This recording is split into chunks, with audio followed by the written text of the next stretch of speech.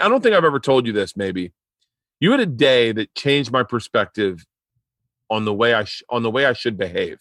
And I know you know the day that it is, but your day was you you did a motocross or a car race and won an MMA fight in one day. And I saw that and I thought, sky's the limit. You got to challenge yourself. You got to challenge yourself so that you can have the day Jason's having. Jason, I remember thinking a lot about that day. I watched you do it all on Instagram. Wow.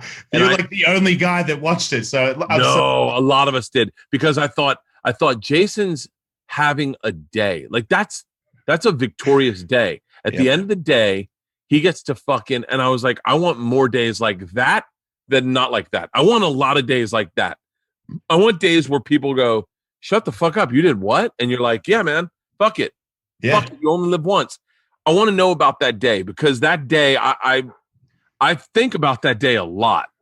That's so crazy that you even fucking saw that day. But yeah, that was an accident. They usually are, but I'd been involved in a fight and a car race one other time where it wasn't as big a deal of a fight, so I didn't have to make weight or anything. It was an Ellis ME event in Vegas, and then BJ Baldwin is a rich guy that had a private plane. He's like, I can get you a flight to the track for the race so you can come back and fight for Ellis ME. And I was like, that sounds about as rock and roll as fucking I'm in. I'm so in. I didn't even think of like what could be bad about it. I just thought, shut the fuck up, fly, race a car, fly back, have a fight in Vegas and sell out the joint. Like that sounds pretty sweet. I'm in. Badass. And that was not that difficult. But that was before I was very serious about racing. So I wasn't expecting to do well, and I didn't. I just finished. This one was a proper MMA fight against somebody who was better than me, more experienced than me. The only thing that I had going is he's smaller than me and he's not that good on the ground. But I knew it was a tough fight. But I don't want a career. I just wanted to have a really tough fight. I wanted to I want the challenge, man. I wanted to be, I'm like, and I asked my team guys, I'm like, you think this guy's good? You should probably wait for this guy. I would probably fight one other guy and then this guy. And I'm like, well, then this is the guy. Because if I beat him, you guys are going to be like, fucking crazy, right? And they're like, yeah, that'd be crazy. Right, he's the guy. So that fight, I trained, but the cutting weight is easier than it was the first time. I've only had 2 pro MMA fights, and they were almost 10 years apart. So it's not my job. I just like doing it, Yeah.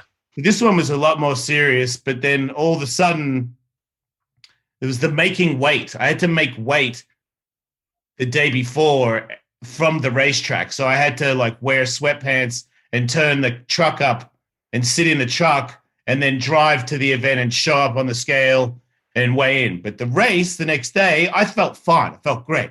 In the race, this is the first time ever that I was actually good, and I fucking like got second.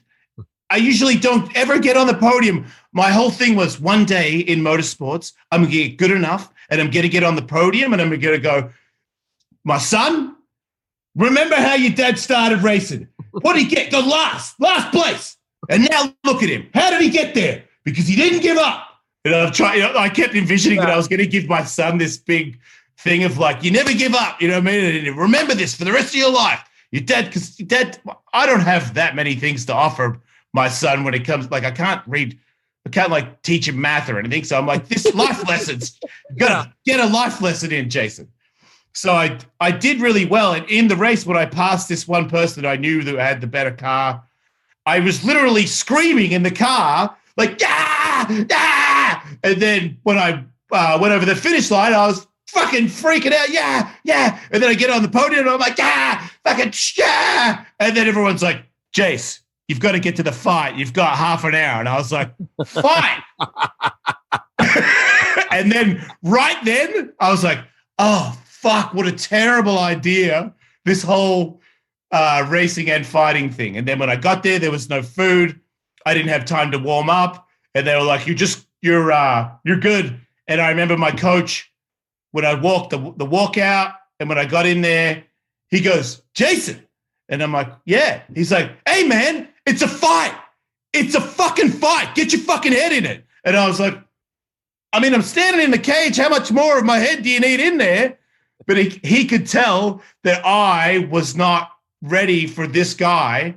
And then when the fight started, this guy pretty much knocked me unconscious, dude. Like, Really? I lost so badly. I could feel that, like, the Dak Shepherds of the world, like, people fucking came out to watch this ghetto ass fucking organization fight. Like, people were in tuxedos in the crowd. People, shit. like, so I'm losing, and I can feel everybody going, I thought Jace was good. What? I thought we all came here to watch Jace kick ass. And so he hit me so hard that I can't see anymore. And I hear, whoa. So now my hands are out, and I'm just waiting for another hit. I get a hold of him, and I'm on the ground. Now he's on top of me, elbowing me in the head as I start to wake up. And I'm like, wagga, wagga. And I'm like, go, Jason, go. And then I start moving around, wrestling around. And then by the second round, I'm in a fight. I'm like, okay, we're in a fight. And it was the most terrifying, exhausting. I thought I was going to die several times. And I also, when I thought I was going to die, I was like, in hell, I'll be quitting. Like, in fucking hell, you'll be getting me to give up in this fight. And then with 1 second to go in the last round, I tore his fucking shoulder off and got him to verbally tap. Really? Yeah, so it was like a crazy comeback too. But everybody was like, dude, what was up with the first round? I'm like, yeah, I didn't really know I was there until like halfway through.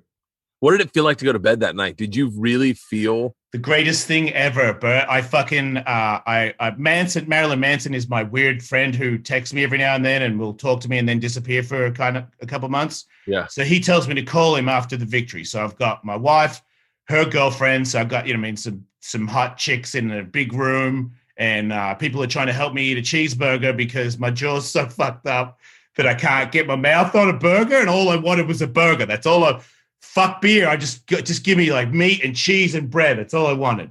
And then he called, and my face was really bad, but like I still have like a weird permanent, is it this side? Permanent lump on my head. And my shit it shifted my head, the beatdown. Really? Yeah. Like I swear, but I have a photo. It's the most, I have a thing here and then a big one on the other side. So my head does like a bit of an S bend, but so there's blood everywhere, and then him calling and him going, because I was eating a burger and blood was dripping on my burger, and he was like, man, you're a crazy motherfucker, man. And I was like, he's calling me a crazy motherfucker, and I've got all the guns, and I got the burger, and I think Ann Hayes showed up, and I was like, this makes no sense at all, and I'm the champ. That's it. That's fucking great. I watched that day, and I thought, that's how you like. You get a handful of those where you see other people live them and they inspire you. And I was like, that's how you got to live